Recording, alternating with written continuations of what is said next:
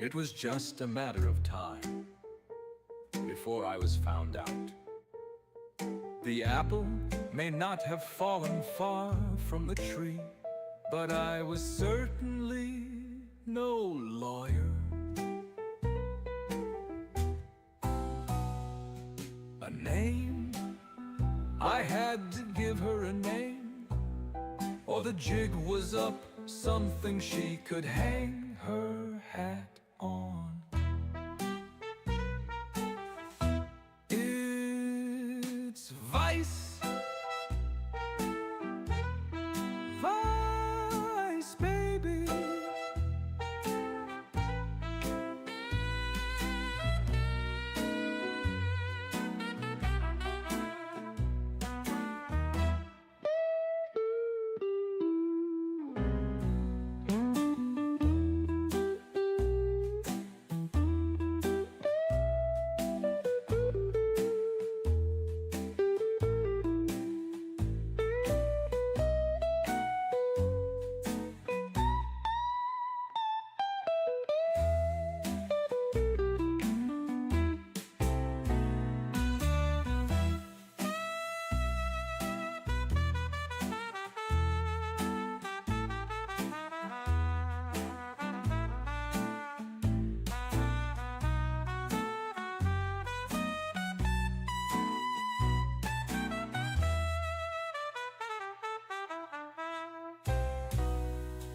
It's Vice.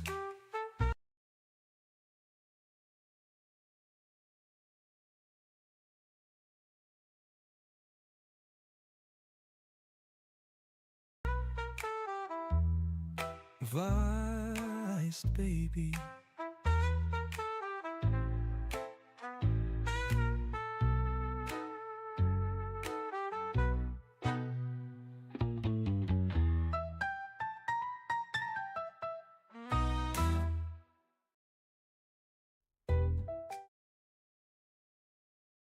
Uh, I was muted.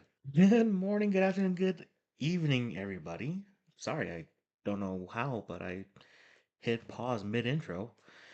And sorry for being 10 minutes late. I thought I scheduled the live for 8 p.m., but nope, it was 7:50 p.m., so I'm 10 minutes late. How dare I? How dare I?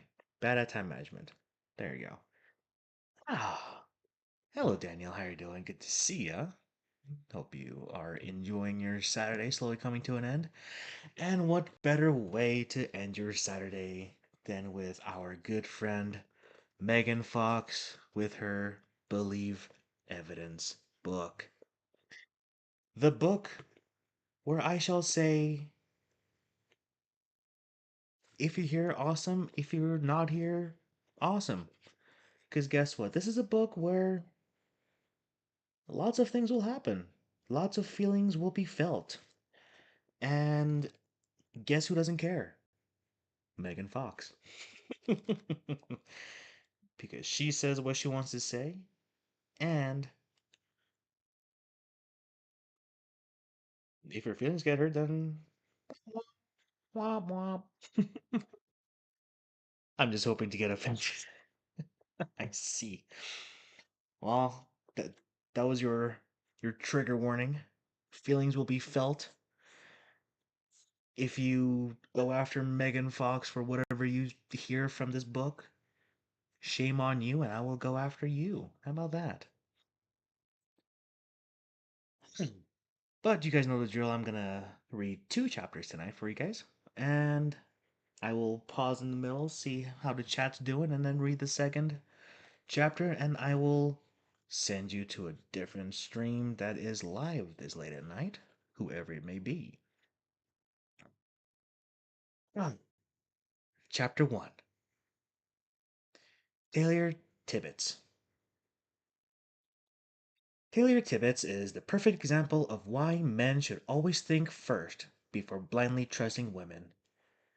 Tibbets got angry with the father of her son, so she accused him of child abuse. She went so far as to doctor photographs of their son to make him appear bruised and injured. Like most tail spinning hellions, Tibbet opened a GoFundMe account to raise money on the defamation of her victim, His reputation was destroyed. When she was finally caught in her lies, she received a slap on the wrist in the form of a $350 fine and 30 days in jail. Explanations for why her sentence was so light ranged from she's so young to she had no criminal record. Men don't seem to get these considerations when they are sentenced. For some reason, women who lie and ruin lives seem to have privilege in the justice system and get off easy. Meanwhile, Tippett's victims suffered untold embarrassment, shame, lost jobs, and loss of reputation that he will never recover. Family court is full of stories of men falsely accused by their ex wives and former girlfriends of committing horrific crimes against children so they can win custody. In another egregious case, Daryl Ginyard, or Ginyard, however you say the last name, got what very few men in his situation ever see: an 852,000 judgment against his ex-wife and full custody of his children, after it was proven she lied about him sexually abusing them. Ginyard suffered parental alienation as a result of her lies and damage to his reputation. Judgments like this are rare. Most of the time, women get away with it, leading their victim to lives of sorrow and sometimes suicide. A man known only as Jeremy A. left a suicide note for his family after being a victim of false abuse allegations by his ex wife. It read, "Family law needs reform. I recommend mandated lower cost and less reward for false claims of abuse. Parental alienation is devastating. I loved my children as much as a husband and father could. I see no light.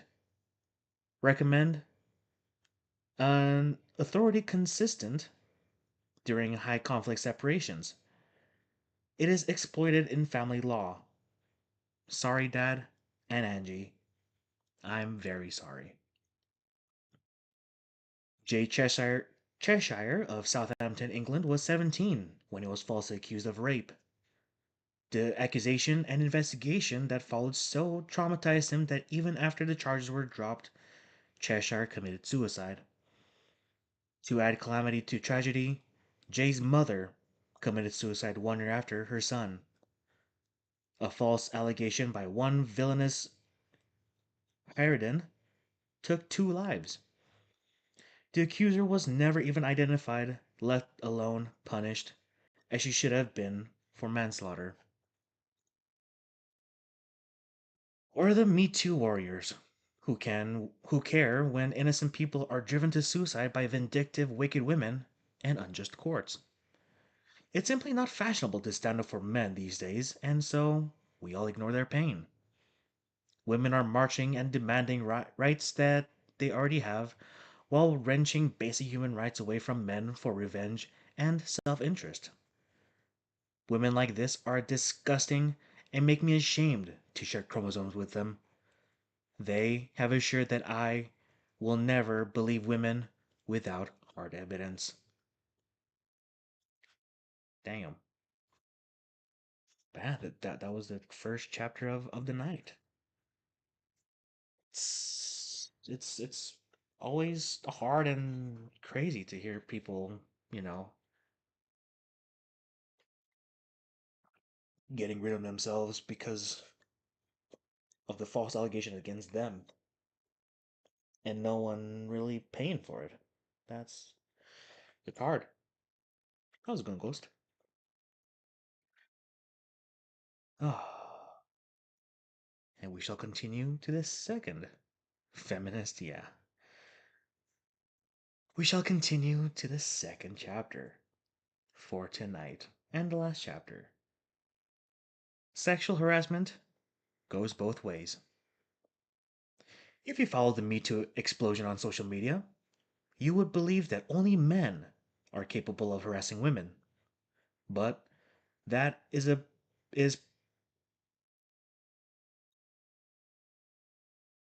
probably far, yeah, but that is probably false. I don't know why I struggle on that word. Psychology Today reported recently that men suffer silently from sexual harassment at work.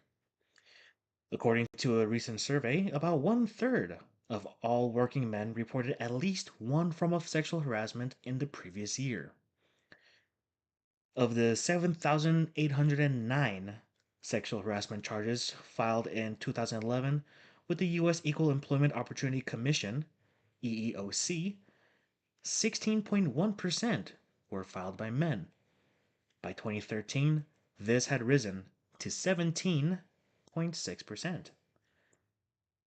Men widely report their personal stories of harassment on Reddit and other social media, but the general consensus is that nothing can be done. But if the situation was reversed, it would probably end in jail time for the man. Here are the sampling of stories shared on Reddit as reported in the UK Guardians. When I was an IT intern at 22, I worked with a middle aged woman who would consistently harass me. If I was fixing her computer, she'd say stuff like, "While you're down there." She would do this at company outings too, and it made me incredibly uncomfortable. Another victim told a similarly shocking tale. I was on my knees fixing a door handle. Some of the women walked by and said, "That's where men need to be." I did nothing, but I knew had the situation been reversed, I would have lost my job. Male servers at bars and restaurants also face regular sexual harassment, and no one seems to care much. One waiter reported that a woman patron groped him. She ran up to me as I was collecting glasses and shoved her hand down my trousers. She also had a very long and sharp nails. I remember her screaming, "But you're a man," when I told her to leave the building before I called the police. The rest of the party turned on me and called me every homophobic name under the sun and left. Bartender reported being groped by another employee, a female waitress. I was at a bar in New Orleans a few months ago when a waitress randomly grabbed my D over the pants because she wanted to know what I was working with. These types of events are unconscientiable. Unconscientiable. I'm going to skip that word. But no one is marching and yelling for the rights of men not to be abused by women in the workplace. If anything, women have the view that a man should feel flattered if he is treated like this, or even worse, that it is somehow payback for the inequality women have faced. Stereotypes enforced by media haven't helped. The popular character of Samantha in Sex and the City sexually harassed every man she ever met, including uninvited touching and unsolicited sex talk. Instead of facing rejection or pushback, these men were depicted as lapping up this overall overt sexual attention. Samantha was the epitome of the feminist idea of the empowered sexual woman who could act like a man, even as she embodied the men feminists claim to despise: the gropers, the wolf whistlers, and the dirty talkers. The concept of man being sexually harassed is almost a joke. Women laugh about it regularly because the power disparity involved. Many women think that because men are physically more powerful, it means they cannot be harassed by women. This is false. A perfect example is the shocking past life of Donna Hilton, embraced by the feminists of the Women's March as a leader and speaker. These, these women don't always protest, but when they do, a Republican is the target. None of them ever marched in opposition to the horrendous sexual deviance of Bill Clinton, who actually did grab a pussy in the White House that wasn't his wife's, belonging to a young intern, and was credibly accused of rape along with indecent exposure and harassment of several women. The very concerned women have never marched against him because he has the right letter behind his name. But this gaggle of women who claim to have the moral high ground on sexual ethics hired Donna Hilton to give a speech at their rally. Shortly after, the American Spectator exposed Hilton's sordid past. She had been a part of a gang that had kidnapped a man and held him for 20 days while sexually abusing and torturing him until he died. For the next 15 to 20 days, police aren't sure when the Vigioroli died. The man was starved, burned, beaten, beaten and tortured. The torture included starving, beating, crushing his testicles, and shoving a metal rod up his anus. In the modern women's movement, men don't rate. Hilton's victim was not concerned for the Women's March organizers. They saw Hilton as a victim because she has reinvented herself as an activist for women in prison and an advocate for women of color. Either nobody bothered to ask why she was in prison, or nobody cared that it was for rape, torture, and murder of a man. Hilton spoke passionately at the Women's March, saying, "This is about women in this country who refuse to be marginalized, sexualized, and abused and silenced. I'm here to tell you today that we are human. We are women and we count."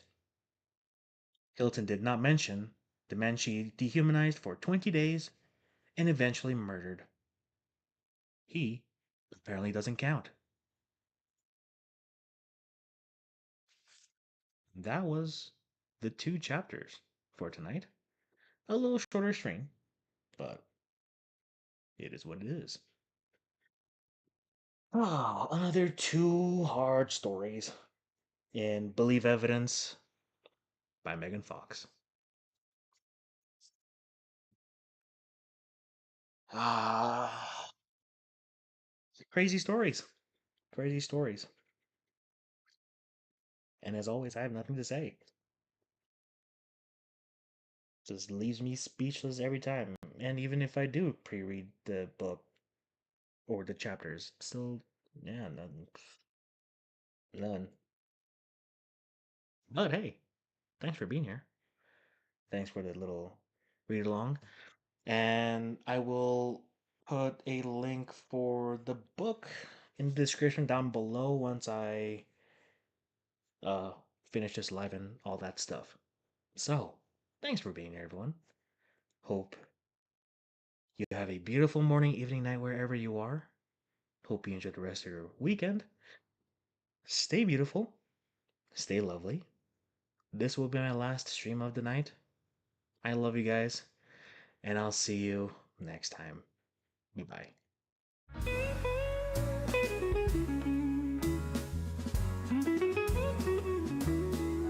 Well, that's all for this stream, but it's been so sweet.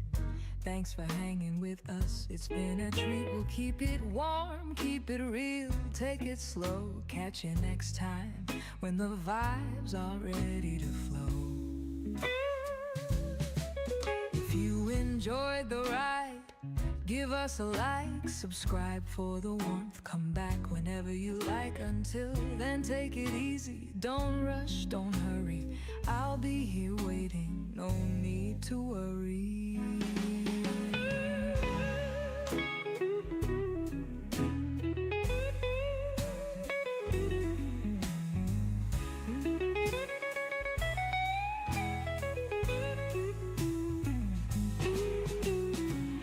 Vice, baby, always by your side. Stay cozy, stay calm, let the good times ride. Peace for now, but we'll meet again. Take care, my friend, until then.